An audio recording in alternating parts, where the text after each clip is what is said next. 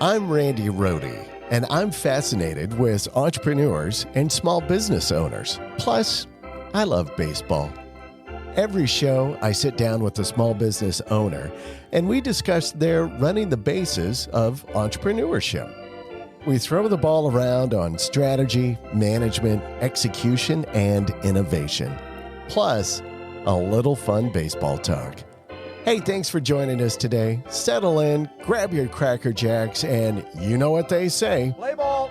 Okay, it's a great day for a ball game. Hey, this is Randy Rohde with Running the Bases with Small Businesses. Glad to have you on.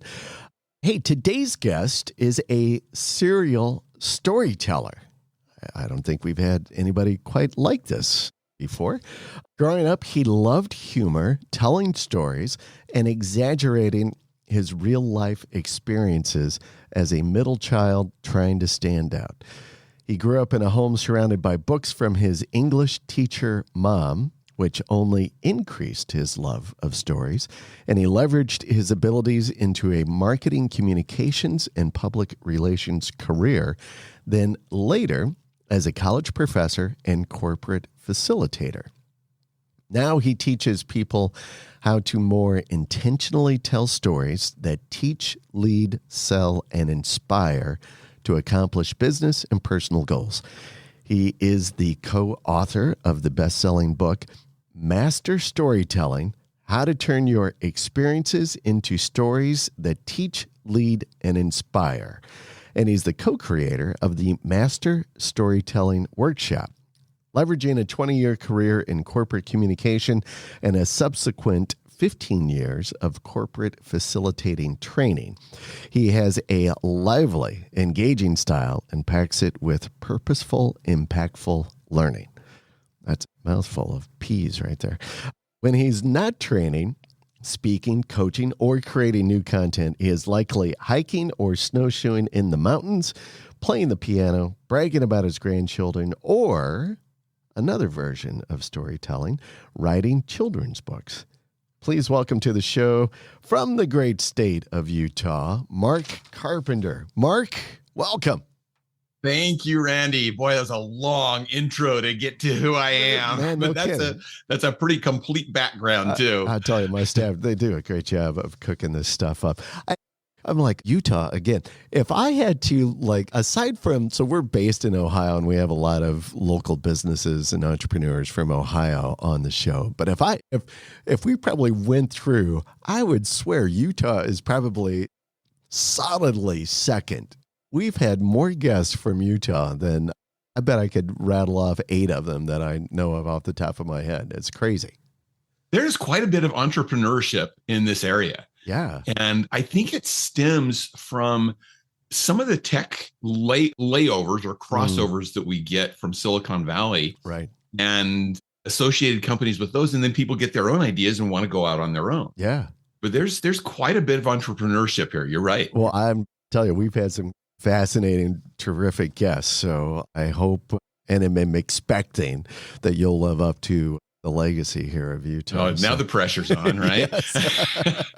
So listen, I'm really intrigued by this whole thing of storytelling, and I'm going to hit you up first. I'm going to put you on the spot. Can you give us a story of your exaggerated real life experience growing up as a middle child? I read that. I'm like, what? Serious? Let's hear that. That sounds kind of funny. Well, I'll tell you, some of the stories that I used to tell to my kids, I was just having a conversation with my daughter, who's 29 years old now, about stories that we used to tell when around the campfire and when we were out hiking and just in family situations. And the stories she always remembers are the stories that I would tell about my brother, who's a year older than me. Oh, yeah. And my brother claims that I exaggerate them more. In fact, I was telling one of those stories, and my brother says, "No, I think you're exaggerating that." My mom happened to be in the room too, and she said, "You kind of lived your life in exaggeration, so I don't know that he's that far off." I tell a story sometimes about my brother, and I remember on a snowy day, we actually canceled school because it snowed so much. And I was in junior high. My brother was a year older. He was in high school. And I was sitting in our living room, and I was watching the snowfall. Well, my brother didn't know that it was going to snow that day, so he'd ridden his bicycle to school. And he played the trombone in the marching band. And he's So he's got his trombone strapped with a bungee cord on the back of his bike, and he's coming down the hill that comes to our house. And I'm watching him, and he's frantically pumping the brakes with his hands, trying to get that bike slow down, but he's got no friction because of the snow that's on the ground. And I'm just watching him come flying into our front yard. He goes one way, the bike goes another way, the trombone goes a third direction. He gets up, all covered with snow, stands up, kicks the bike 3 times, gathers everything up, and comes in. And I'm sitting there just laughing at him because I know that he didn't know that I was watching it. Now, the point that I like to make with this story is that years later, I confessed to him that I tell that story to my kids all the time. He looks at me and he goes, I have no recollection of that ever happening. And I'm like, what are you talking about? I've got this clear picture of this happening. And he says, I think you're making it all up. And I thought about that more. And the point that came out to me was, that's a great indication of his personality. That he had this big crash. He gets up, he gets his frustrations out, kicking the bike, and then he moves on. And he didn't remember it. And I think that's a great business lesson in there, that when we have those crash and burn moments, right, they're painful in the moment, but get up, recover from it, and move on. Love that. I was wondering, like, there's a good moral. It's coming in here. This is great. No, yeah, I think you're absolutely right. It's kind of funny that you mentioned about the visualization. I was literally just having this conversation last night with my wife, and we were talking about memory, and she's like, do you remember we had this conversation? Yeah. Like, that's not a baited question. Like, oh my God, here it comes. Like, oh, I'm like, I don't. And then she goes on like, I was thinking about, how do you remember things? And she's like, I remember things, mention something, and I visualize having this conversation. She go, I see the picture of it. I'm like, I don't do that. I just kind of recall. I was like, oh, that's, 2 + 2 is 5, right? And this comes up. And that was my attempt to be funny. And so I don't remember in pictures, like you were just saying, like, I have this visual memory. And I just find that interesting. You use that phrase because we were just talking about that, and about how people, are different about how they pull back memories and how they hold on to things. And that's actually another great lesson that comes from that story that I just shared. Yeah. Is that I had this clear memory of it. He didn't. And he's convinced it didn't happen. I'm convinced it did. We remember things differently. And we remember things in different ways. This happens with my wife and I all the time too. And by the way, you're right. Do you remember when we talked about is like right there next to, does this dress like make me look fat? In terms of the terrible questions that you want to hear from your life partner. Yeah, there's no good answer to that. But my wife and I will go to someplace and she'll mention somebody's name and I'll say, now, who is that? Well, she was wearing this and this and this and this. I'm like, I have no idea what people were wearing. Tell me what this person looks like. How tall is she? How long is her hair? What color is her hair? That's going to give me the better visual image. Right. But for her, it's always what they were wearing. And so it's just always one of those funny things that we look at things differently. We process things differently. And I think that's important to remember, particularly in business as you're building a team. Right. In fact, if I can throw in a little baseball story here. Oh, love it. Yeah. Makes this point as well. Warm us up in it. Yeah. When my oldest son was 6 years old, I think it was 5 or 6 years old, we got him into a T-ball team. Okay. T-ball, of course, is your lead into baseball. They hit the ball off the little tee. There's no pitcher. Yeah. And the outfield is basically the edge of the infield because that's as far as the ball will ever go. And so you have this cluster of 9 kids all in the infield, basically, to field the ball. Well, my team was in the field. Our team was out there, and batter came up. The bases were loaded, and this little girl named Kaylee was standing next to the pitcher's mound. And I said, Kaylee, if the ball comes to you, run to home plate, touch home plate, and we'll get an out. She nods. Okay. And I knew that this was going to happen because that's where the balls were all going. Ball came right to her direction. She followed instructions so great. She ran right to home plate, stepped on home plate, looked up at me so proud. She never picked up the ball. I couldn't get mad at her because this was a new thing for her. I just told her to run to home plate and touch home plate. I assumed she knew she had to pick up the ball. But do we do this sometimes in business? Sure. We give people instructions because it's clear in our mind what all those steps are between the vague instructions that we give. Right. And then we get frustrated when they didn't follow our instructions exactly. But we have to think about how they think about things. How does their memory work? Like we were just talking about. What do they actually have in their background and experience? Because we're trying to explain something to them. We need to explain it from their perspective, not ours. Right, right. I see what you just did there, by the way.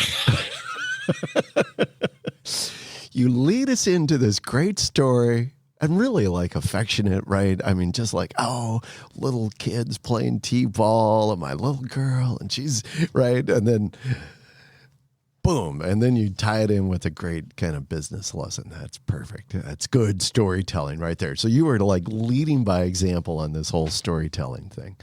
Well, and that's one of the reasons I wrote this book is wife told me one time, you need to write a book about how you just turn everyday experiences into real life lessons. And my initial response was, it's not a book. That's just what you do. Right.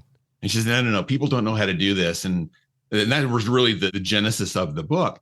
But my contention is, and this is what we say in the book, is your everyday experiences have some of the best lessons embedded in them.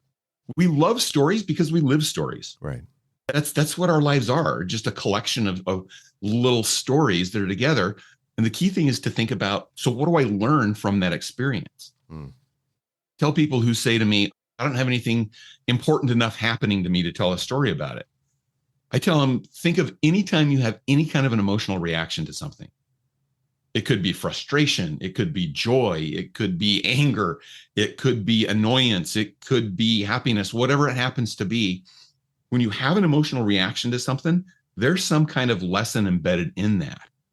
So look for those moments because those are going to be the stories or the experiences you can turn into stories that can teach an important principle or make an important point.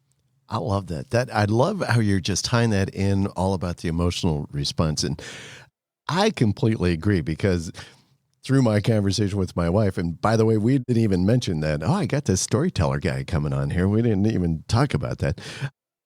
But through that conversation and through this discussion now, it's just reinforces, I guess, as well, kind of my thought around the idea that, you know, if you've got this visual imagery that you're creating and what you like, the example that you just gave, which was fabulous, the T-ball experience, you're creating this visual imagery. I'm sitting here listening to like, oh yeah, because my daughter played T-ball, my kids play, right? And so I'm like, I remember that was great. Related, I was there with you on the field. The meaning then of the story, and then when you get to it, when you're talking about and relating it to practical kind of business experience and the lesson there, it actually is going to stick, I think, with the listener, with your intended audience, much better. And I think they'll be able to recall that purpose and that intent at a much higher level than probably if you just went to the people and said, listen, this is what you have to do. Yeah. We are a storytelling species. Yeah. This is how we have evolved as community over time. You know, you think of some species of animals on this planet. I'll go to a giraffe. Okay. Baby giraffe is born. First thing that their mom does is get up on your feet and get moving, dude. Yeah. You know, and we as a human species, we don't have that capacity with our young ones. We rely on community to survive as a species. And story is the way that we build that community. I loved how you said you could picture your own experiences with kids in T-ball as I was telling that story. That story was my experience, but it became a vicarious experience for you. All of a sudden, you were there with me, standing by my side in that story. And because it connects to your life experiences, you can relate to it And you're right, Randy, you're going to remember it better because of that connection that it made into your life experience. And that's the power of story that I think that we don't often realize in a business setting. We think, no, as a business person, I need to share my facts and figures and the numbers out here, and I need to give features and benefits of my products or services. I don't have time to tell a story, but the story is actually going to give you a shortcut to connect to that people. Well, why do people buy from somebody else? They buy from people that they know, trust, and like. Right. Well, what's storytelling going to do? It's going to help people know you, trust you, and like you more. And so there's great power in story in a business side. Yeah, that is terrific. Good stuff. This is a good point in here because you're just dropping all kinds of great bombs here that high value. You so graciously have offered up for our listeners, they can get your ebook that you put together, the Master Storytelling book that I mentioned in the intro. They can go to your website, master-storytelling.com/podcast gift. I'll have that link in case your memory is not so, I didn't tell a great story around it, but I'll have that link in there. But you're offering a free ebook, your Master Storytelling ebook to the listeners. I thank you so much for that. That is very generous. And I just think because you're telling great stories and you're like relating great content here, I'm like, oh my gosh, people got to go grab this thing. So go there. I'll have info in the show notes. So be sure to go check that out. So you were in the corporate world. I'm going to kind of dance through time a little bit, because I want to hear your story about how you came to be where you are right now. You were in the corporate world for a number of years, I think 20, and then doing various kinds of marketing, public relations kinds of things. And at some point you said, hey, I'm going to step out. I'm going to do my own thing. You taught at college. You started doing some of this facilitated training kinds of events. I'm sure, and probably working with companies. This is what you do now. How did you make that leap? What was it that you said, I want to do something different, or I want to do what I'm doing in a different way, still the same thing, maybe, I don't know, want to hear your story. But how did you come to that point? How did you know now is the time to do that? Let's see, how long does this podcast run? It's long. Well, that could be a very, very long story, Randy. And there's a lot of components involved in that. Yeah, okay. So I'll give you the short version because I don't want your audience to check out on us. But yeah, I spent 20 years in corporate marketing and communications, public relations, 10 years with a bank, 10 years with some high-tech companies, with some software developers. And from all the way from like a 20-person company to 12,000 people companies that I worked within. I always had a little bit of this entrepreneurial bent. I also had a little bit of this teaching bent embedded in me. In the intro, you mentioned my mom was a school teacher, and I always had a little bit of that teacher in me. I think genetically, both my sisters are school teachers. My brother who wrecked on the bike. He's a computer engineer, but now he does math tutoring on the side as well. Oh, nice. I have nieces and nephews. I have 2 children who are school teachers. So kind of all around me. So I always had that desire. The way that I transitioned into what I'm doing now is I had a neighbor. I didn't know him super well at the time, but he came to me. He's had some content that he wanted to bring into the company that I was currently with. And so I helped him get the right connections, and I set into his first pilot class that he did with our company. And as I sat there and I watched him, I said, this is such great stuff. And I would love to be able to give this to people too. I would love to be able to do what he's doing. And so that was kind of the opening of the door for me to say, this is a different path that I could go on. And to make this longer story shorter, about a 2-year period transpired there where I kept bugging him that I wanted to get into what he was doing, and the transition came about. And here I am, transition from teaching other people's content, which I still do some, to creating my own content and teaching that with Master Storytelling. But I realized that through the course of my my marketing communications career and teaching as an adjunct at a college, what did I do to stand out? What did I do to try to get my point across?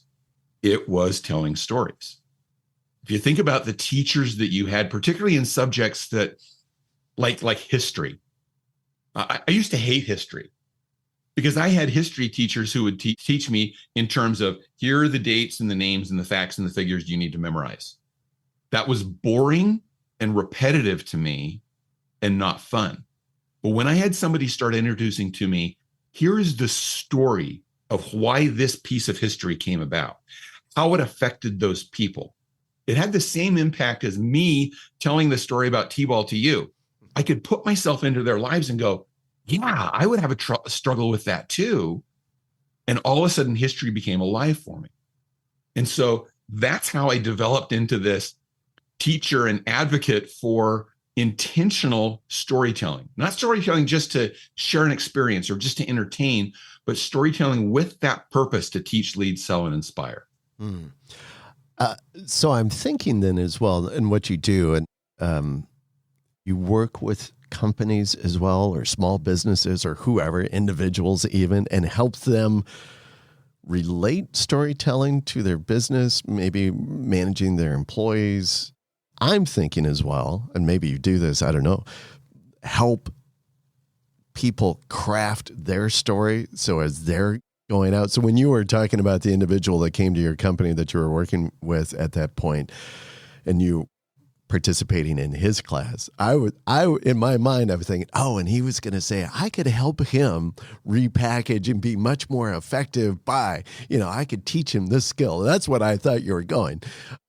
But I'm wondering, is that what you do, some of that as well? I'm curious on how you're working with companies, because so intrigued. And I'm a big fan of the storytelling. I think it is incredibly meaningful and impactful and sticks with people. So I dig what you're doing, man.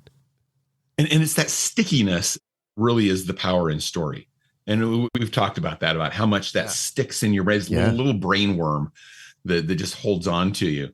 And the people that we work with, there's several different audiences that we work with. One of them that we work with a lot is sales, because salespeople are always trying to make connections with their customers. And so I'm not talking about the person that loads the vending machine. I guess essentially they're in sales. But anytime you have to talk to people, it's those kind of sales professionals that we're working with. And to get them beyond, here are the facts and figures, the pricing, the features, the benefits of our product, you should buy from us. But if you can instead say, here's the product, here's what it's about, but let me tell you how it can help you. I worked with my customer, Randy, and he used our product because he was running into this problem. And by getting our product and implementing our service into his business, he was able to achieve this result. That's what I want to be able to help you with. Because as I'm telling that story, my customer's sitting there listening and going, yeah, I'm kind of like Randy. And so I could get the same benefits that Randy's getting. So if we can tell that in the form of a story, it's going to be much more impactful and memorable for those people, and let them make the case to get the budget for it. It's interesting. Heard this recently. People buy on emotion and they justify on logic. Right. And so if you can get people into the story, they'll get that emotional connection that they want to buy on, and then they'll make the justification with the facts and figures that you give them to support that. But that's one of the key audiences we work with. Another one is leaders, and particularly emerging leaders. Somebody's first put into a leadership position and they're taught how to run their budget and how to do their annual performance reviews and things like that. Right. But they don't know how to lead and inspire a team. And stories are the way to lead and inspire a team. Yeah. The lesson I shared with you from the T-ball experience that I had, that's a great lesson for leaders to have, and thinking in terms of, what do my people actually know, not what do I know, and they should know that too. And so those kinds of stories can teach, lead, and inspire your team as a leader. I love it. I think it is completely fascinating, and completely agree on the emotional aspect about the lever, so to speak. people buy an emotion and then they justify it with the logic. I've had this conversation with a few other guests and kind of similar vein, but we talk about, hey, sell the dream because it is emotional. Don't get stuck into the weeds about this is what we're going to do. We're going to do this, blah, blah, blah, blah, blah, blah. But like, you want this. This is what we will do. Because if we do this, this will be your life, right? We're selling, trying to make that emotional connection. Then once you have that, then then it's your sale to lose at that point is what I kind of believe. But think of one of the most common sales transactions there are for a lot of us, at least here in North America, buying a car. Yeah. And when you go to buy a car, hate buying a car. No, we all do. But this is why. Because salespeople at auto dealers haven't learned this lesson. They say, what do you need? How big a car do you need? What kind of car do you want? They go to that instead of going to the what is this car going to do for you? Do you want a car that's going to just get to point A and point B? Well, let's get you something really economical that you're going to save money on. But what are your desires? Because that might be, I want a car that I can feel super comfortable in, that helps me feel confident. Okay, now you're selling the dream. You're selling the emotional aspect of that car. Because a lot of people don't buy cars just for the functionality. They buy it for the image, for the prestige, right, for wanting to, needing to drive in a long commute. And so if you can get to that need, that sale is going to be a lot easier. Yeah. And you're going to stand out from other people who are doing the same thing because they're back there doing features and benefits and prices. So fascinating. I'm fascinated by this. And I know you've touched on the emotional, the logic, but I think in the notes that I have in front, you also kind of roll through some aspects kind of around the scientific data that supports storytelling and why it's important. Yeah. We have some time here before we get into the seventh inning stretch. I'd love to hear, bring this to life, right? The science and data behind storytelling. Well, we've talked a little bit about how storytelling connects us as people, right? And how it draws us in. And that is now very science-based. I mean, we can feel it. We sense it intuitively.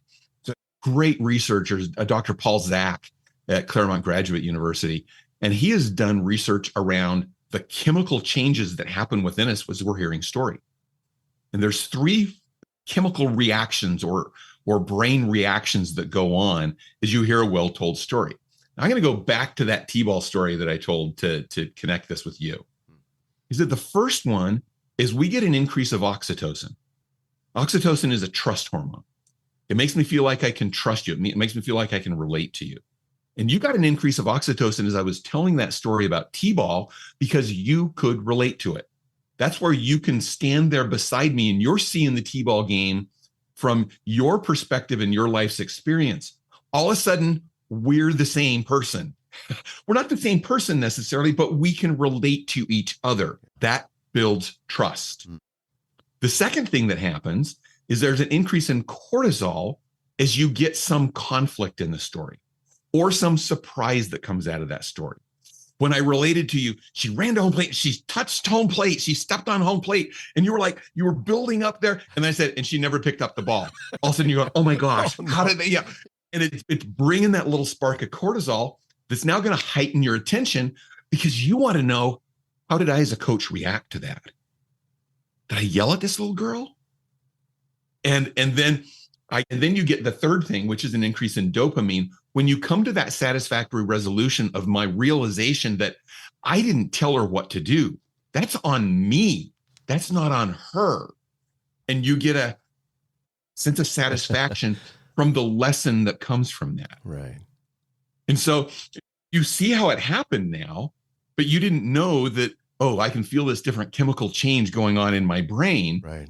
It just happens very naturally, but it's very, very research based now that storytelling has a powerful impact on us because of those reactions that happen within our brain. It makes sense because as you were like going through all of those phases, I'm thinking, yes, exactly. I felt that, not just emotionally, but certainly emotions are chemical, they're electrical, and I'm like, certainly, yes, it makes sense. All the more reason there's a why bunch of other research that's not quite as deeply geeky on the chemicals that go on in us, but just about how stories help us to remember things better. Sure. There was a great research study where they put students in 3 groups, college students in 3 groups. One of them, they just got the information. So it was just, here's an information dump that we want you to remember. The second group got charts and graphs along with the information. And the third group was given the information in the form of a story. And then they came back a couple of weeks later and they checked to see how much and how well they remembered. That was the thing they were really focusing on. And they found that those first 2 groups remembered roughly the same with roughly the amount of accuracy, which surprised me. I thought that the charts and graphs group would have a boost, but they were about the same.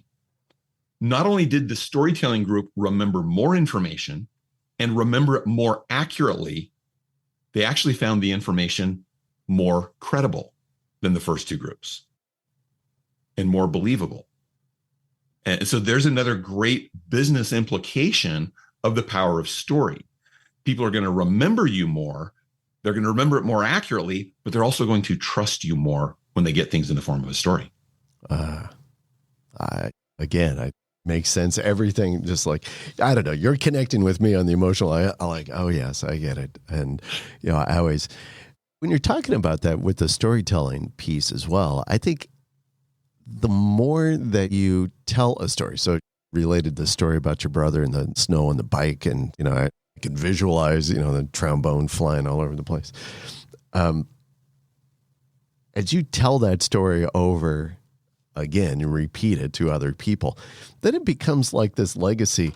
And I think for you, probably, I don't know if your brother ever did, like, oh yeah, now I got it. But it probably just galvanizes even more important. That's why I kind of think it's important. My wife and I tell stories to our kids about when they were young. Oh, when we did this, because we're trying to engage, some of this, whether it's traditions that we do as a family or things that we've done or things that they've done in their life. We want them to be able to remember that. And I would include in that the values that we have as a family. Yeah. I actually did a presentation just this week with a new organization that's focusing around intentionally building values within your family. Don't let society dictate for your family what your values are. You dictate for your family what they are. And talked about what are the stories that we could tell within our families based on our own experiences, our own shared experiences as a family that show these are values to us, because that's going to stick with children as they grow older. Yeah. And even as they venture out on their own, they're going to remember those stories and experiences that taught them these are the values that we have as a family. I just kind of harken back to what you said really at the beginning of the show, where you said we are a storytelling species. Yeah. And that is fact right there, because you think from the very early caveman ages, right? They're like telling stories on the cave walls with their hieroglyphics. I mean, traditions passed orally from generation to generation. Yes, we are a storytelling species. So fascinating. I love it. All right. Well, we're going to get back. I want to hear more about you as the businessman and the business of storytelling. But Mark, I know I asked you earlier before we hit the record button if you like baseball, and you kind of do. So it is that time. And it's time for the 7th inning stretch. All right. 7th inning stretch, baby. Here we come. And you can't see us, but I just did a stretch so that I'm getting ready for the 7th inning stretch here. It's so fun.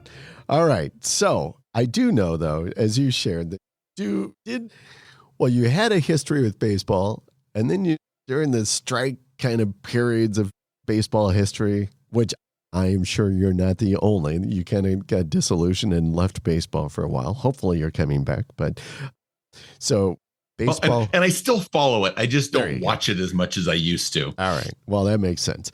I do know you, and as you shared, you have the Salt Lake Bees.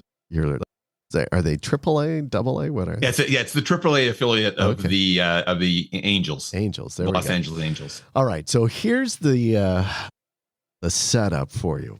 We're going to talk about, because you're in storytelling, the business of storytelling. So we're going to talk about baseball broadcasting, which is kind of the storytelling of baseball, right? See how I wove that in? Yep, and you're right on too. It wasn't me, but it was my research team. So very interesting. So as you may know, listen or watch on TV or listen to radio, though, some baseball franchises have a regular color commentator, while teams may bring in guests and do some play-by-play and color. But, there's typically like this seasoned team of couple of men or women coming together, and they're like the ones. Like, I'm a huge Cubs fan, and I think, the Cubs have the best broadcast team. Pat Hughes, Ron Coomer. I mean, these guys, I can listen to these guys sometimes even when I always subscribe to MLB.com so I can stream games anytime, anywhere. But sometimes I just prefer listening to it on radio because they tell a great story. It's visual, right? I'm like, I am there. It's my happy place is to be at Wrigley and just hanging out, watching the game. And so I hear these guys tell the story. Cleveland, another great broadcaster, Tom Hamilton. This guy is great. So the storytelling in baseball. I'm going to ask you, so you usually have the play-by-play guy is like, okay, he's at he's winding up, right? So the guy is doing, but then you have the real storyteller, which is the color commentator, right? He's the guy who gives the background, the fluff, the meat of like, well, let me tell you this story about, when I was a player, a lot of times these guys were players. When I was a player, I was on the bus, and so you get it. So here's your question, Mr. Storyteller. When did the color commentator join the broadcasting booth? And I'll give you double points if you can tell me who was the first one. But just in general, if you can say, when do you think the color commentator first joined the broadcasting booth for baseball? So this is very baseball specific. I don't know in some of the other sports, but I'm thinking it's got to be really early on, but I may be off on that. Before I give my answer, I'm going to say this. All right. That both the play-by-play broadcaster and the color commentator are storytellers. Oh, sure. Yeah. Because that play-by-play person, you mentioned your happy places there at Wrigley Field. Well, that play-by-play person can paint that picture of Wrigley Field that day.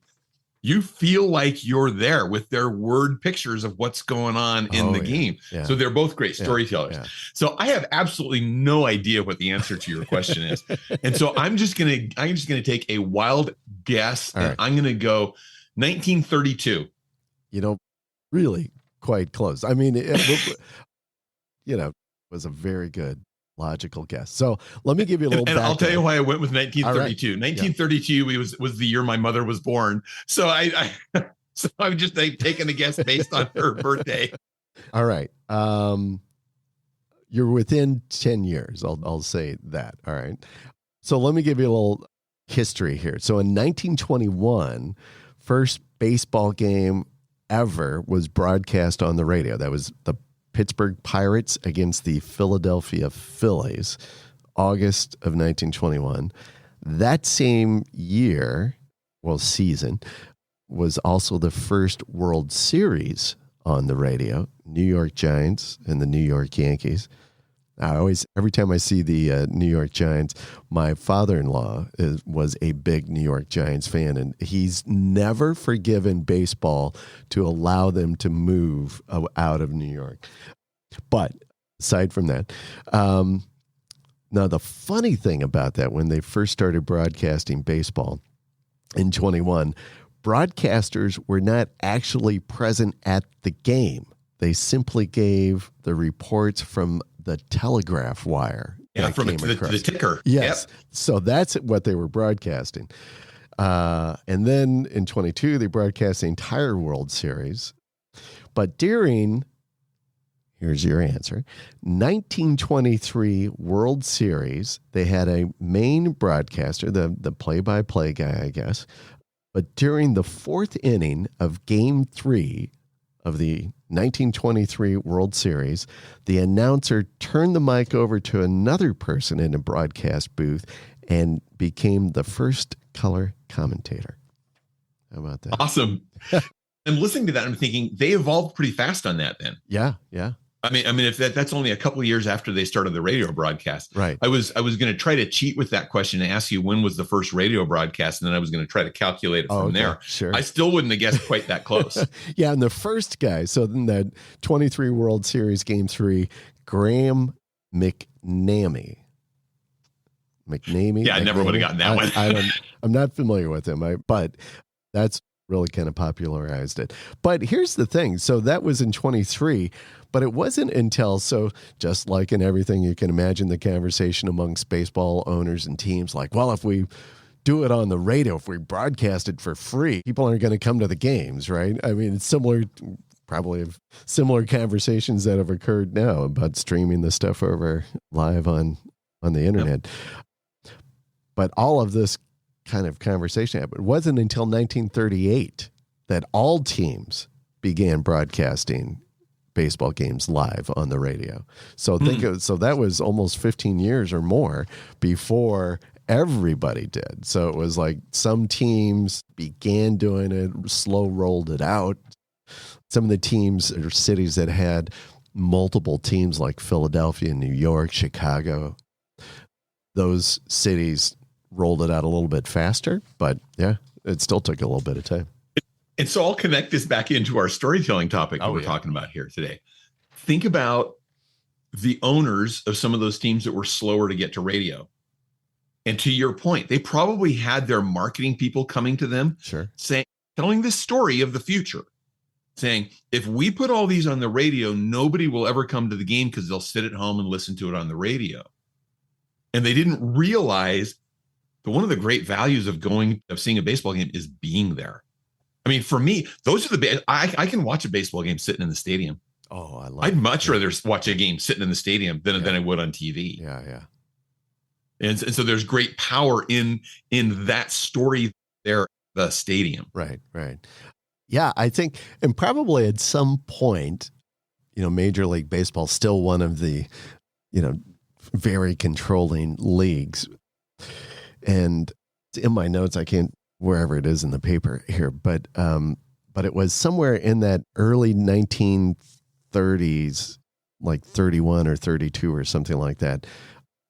They signed a contract with a sponsor for like $400,000 to be the sponsor for a World Series broadcast. And I think it was in 38 that Gillette signed a 10-year, $14 million deal to be the World Series and All-Star Game sponsors for the next 10 years. So I think at that point, people finally began to like, wow, there's money to be made here. That's a huge amount of money in that time. Yeah, can you imagine that? Yes. Crazy. So anyway, that's all storytelling. Yes, I love it. Yep. All right, well, let's get back into it. Play ball. I just added that little phase. I love that one. All right, so you're out on your own. You're doing this consulting. What kind of challenges? How long have you been doing this on your own now? Consulting, doing this storytelling consulting. What do you call yourself aside from master storyteller? Are you the CEO, the CMS, of right? I'm the chief master storyteller. See, now you're getting close. The title I put on my business card is chief storyteller. Oh, say that. And so that's where I've landed in terms of a title. But yeah, I've been doing this for working with the storytelling content since we launched the book about 4 years ago. Okay. And so continuing to build and doing some other consulting at the same time. So I can only imagine, because so many of our listeners are entrepreneurs, and they're either folks that are kind of thinking like, I want to take that jump, I want to do that leap, and others who just have even. And I'm always dying like, what was it with our guest that was that deciding factor, if you can at all think back or pin it down, like, yes, I'm just going to do this? Yeah, there was that moment where it was okay, I'm just going to do this. And it was a moment of clarity when I went, I can make this work. It may not be, I may not get rich, but I can make this work. And it's just keeping that in mind and having the belief that, yeah, what I have is providing value to people. And that's the big focus that I went in with, is how can I provide value to other people? It wasn't so much, how can I get money from people? It was, how can I provide value to people? Because if I'm providing value, the revenue will start coming. And that was the moment of clarity for me, was that I had enough value that I could provide for people, that it would allow the revenue to come in eventually, and that it would build from there. What do you do from a marketing standpoint? I'm kind of curious. Clearly you do podcasts, so you put yourself out there to tell stories. Do you have other kind of content? You put the book out, but what other kinds of things are you doing? Yeah, and the book was really the foundation of it in terms of our marketing efforts of getting that message out there to lead people to the workshop. You know how this goes. You read a book and you think, yeah, this is great, but then you can't do what they're telling you in the book. It helps so much to get some hands-on activity and coaching. And like many entrepreneurs, I think it starts with the people that I know. And so it started with the people I know, and then the people who I know, the people that they know. And reaching out from there. And then you start building a list, and I communicate regularly with my email list and with my followers on LinkedIn. I'd love to have your audience join me on LinkedIn. I put stories out there about every week to teach some kind of lesson and to show that we have these happening all the time in our lives.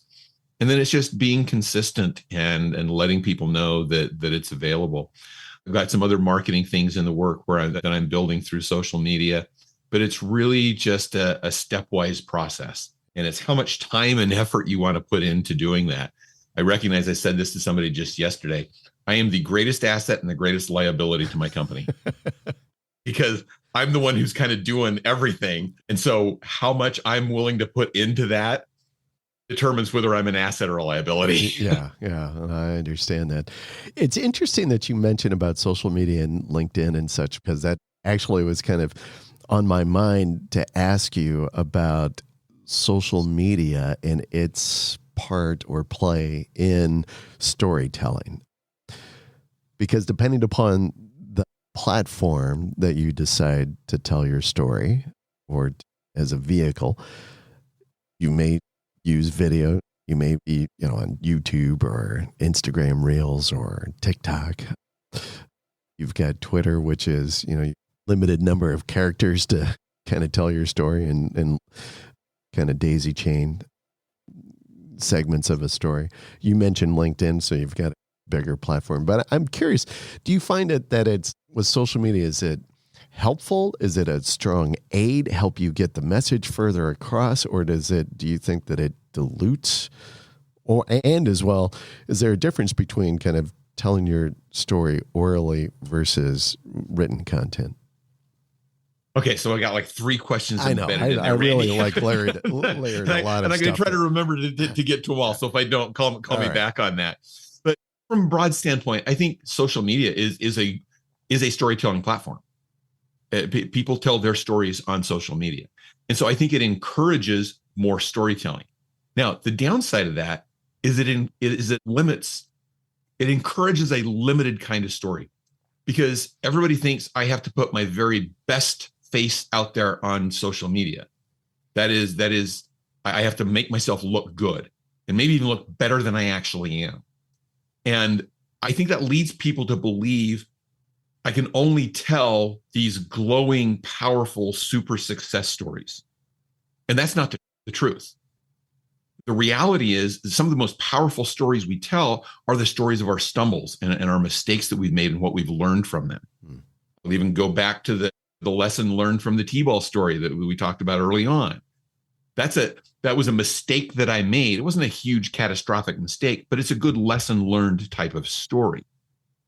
And so I think social media discourages those kinds of stories sometimes, which is a mistake for businesses and business leaders.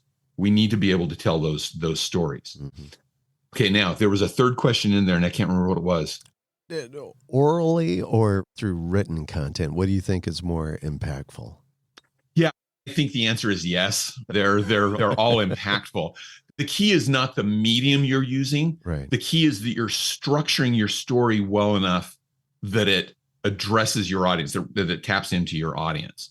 So you've seen this. You've seen YouTube videos. You've seen posts on LinkedIn. You've seen Facebook posts or TikTok videos or whatever that are great and that are terrible. And it's not the medium. It's how you're using the skill of storytelling to deliver on that medium. My daughter, who I referenced earlier, I was having a conversation with her, and she was talking about a conversation they had on Zoom with some remote family members in her husband's family, particularly. And she turned to her husband and said, "Hey, share that experience about this. That really relates to what we're talking about here."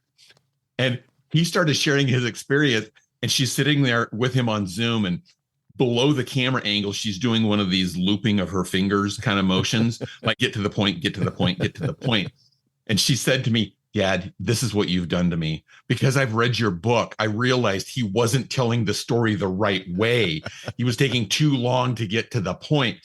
And we do that on social media. Unless you're intentional, and I use this word a lot about intentionally telling your story, unless you're intentional about how you've crafted that, it doesn't matter what medium you use, it's not going to work well.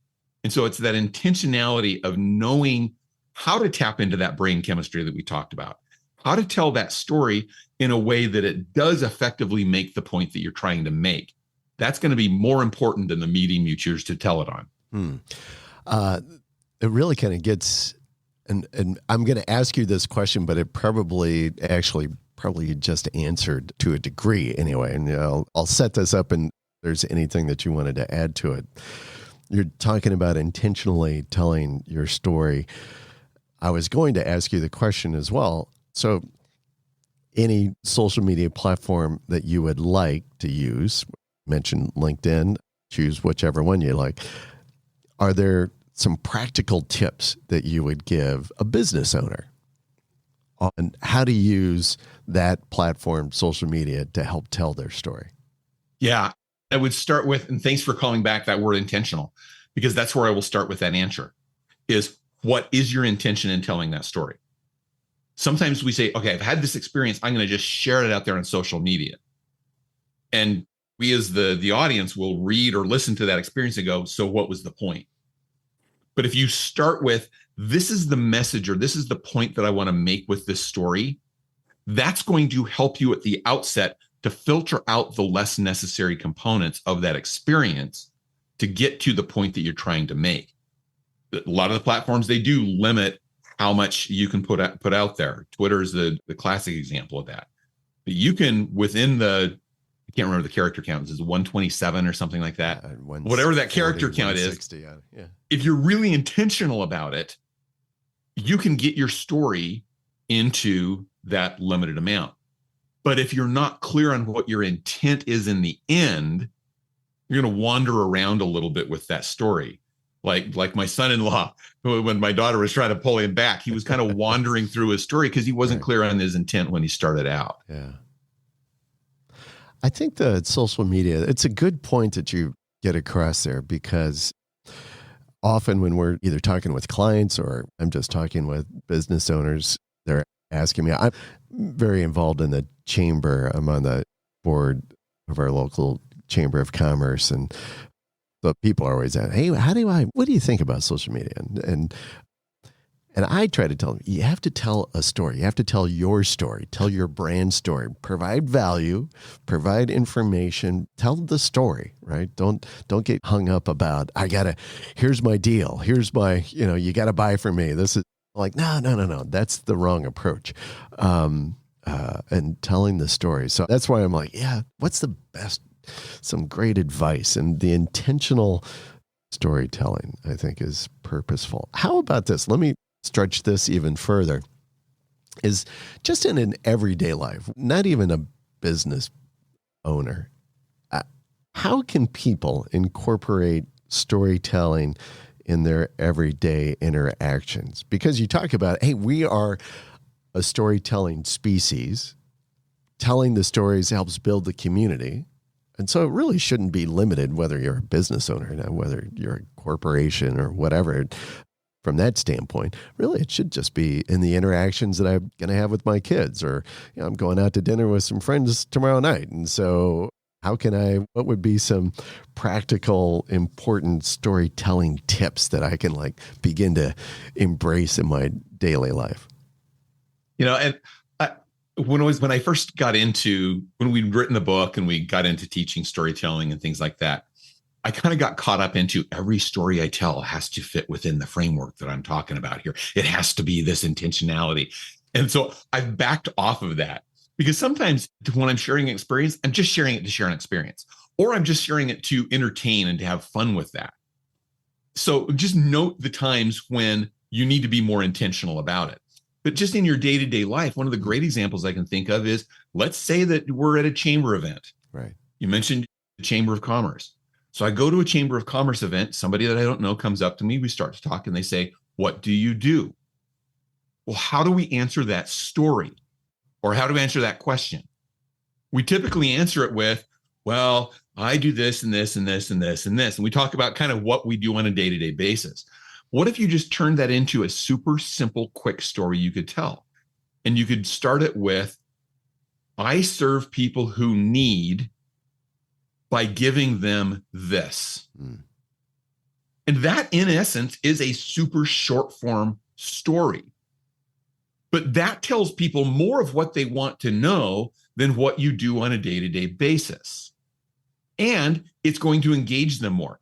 When I've done this, the response that I get from people is, "Oh, tell me more about that." When I don't do that, people go, "Oh." And then they're ready to move on to somebody else. Oh. And so if you want to make those connections with people, remembering that people buy from those that they know, like, and trust. Yeah. Start with that, formulate that little story that can be 2 or 3 sentences that explains who you serve, how you serve them, and then stop and let the other person ask the questions that they want to ask, because now they're going to be intrigued. The brain chemistry is kicked in and they want to know more. And that's going to just on a regular day-to-day kind of basis help you make those connections that you want to make. That's good. All right, Mark, here we are down to the bottom of the 9th. And this is where I ask all of our guests, what advice do you have for rookies in the game? Meaning those just starting out in business, or maybe those who already have their business and are maybe looking for some guidance. I mean, you've got some experience, right? You've been in the corporate world. You've jumped. You're doing your own thing right now. Lovely. What kind of advice do you have for folks? So I'm going to give one broad practical advice, and then I'll give a couple that are related directly to storytelling. The first broad practical advice, I love this phrase that I picked up from somewhere else. You can do anything, but you can't do everything. Meaning you can do anything that you want in this moment, but you can't do everything in this moment. So choose.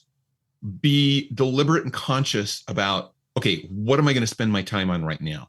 Because it's really easy, particularly as you're starting out in business, to say, oh, I've got to do this and this and this and this and that and this. And you get so distracted about all the things that you need to do or want to do that you're not doing in the moment. So be clear on those things that you're going to do, but choose the one that you're going to do in the moment so that you're using your time more effectively. The other things that I would say tied to storytelling is look for your stories. Look for those experiences that you can turn into stories that teach, lead, and inspire. Look for those emotional interactions or those emotional responses that you have to something and start capturing those and thinking, what's that story? And then practice your stories with the intent that you have. Whether that intent is, I want people just to get to know my business, my product, my service, whether it's, I want people to be able to know how this benefits them, or whether it's, I just need them to get some background around what I do.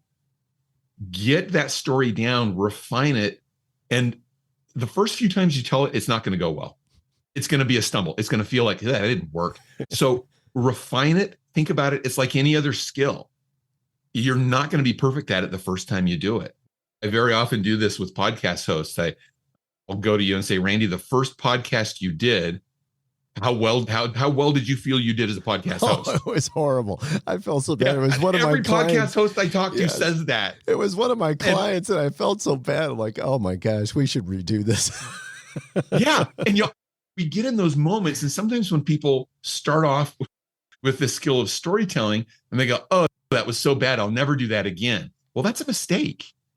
Learn from wrong with that story or why it didn't land well, and refine it from there and keep going. And then after a while, it becomes more smooth and more comfortable for you. So don't give up on storytelling as a key business skill, particularly as you're starting out with your business. Just good advice. Thank you so much, Mark. Now, I'm going to refer people again. I think if you're as intrigued as I am in the storytelling process, you'll want to go pick this thing up. Mark, again, being so gracious to give a free copy of his ebook, The Master Storytelling. You can go to his website, master-storytelling.com//podcast gift. And you can go grab it there. I'll have the link in the show notes, so you can go check that out. And Mark, I loved it. I loved having the conversation, and I loved hearing your stories. Good stuff. I loved the visual that I was getting coming from it. Everything. It was just terrific having you on the show. Thank you. Thank you, Randy. It's been a pleasure talking to you. Thanks for putting your show out there and providing benefit to your audience. I appreciate that too. All right. Okay, folks, that's the ball game. So thanks for joining us today. And if you liked our show, please tell your friends, subscribe and review, and we'll see you around the ballpark. Running the Bases with Small Businesses is brought to you by 38 Digital Market, a digital marketing agency committed to client growth with lead generation, higher conversions, and increased sales.